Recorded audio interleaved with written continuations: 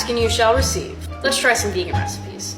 Today we're gonna make vegan mayonnaise. We'll need some aquafaba, and that is pretty much chickpea juice. Yum! We'll open up the can of chickpeas. We'll need a blender. In goes our aquafaba. Now we need some lemon juice.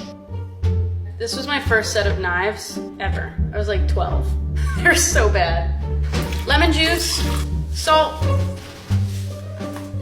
It's a salty mayonnaise. Little squeeze of Dijon mustard. I'm tagging the guy that created this below. I'm gonna give this a quick blend. And now I'm gonna slowly stream in oil.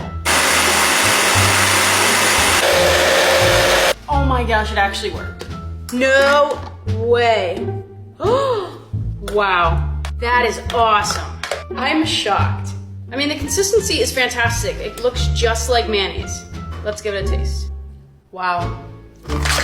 This right here is a true vegan alternative.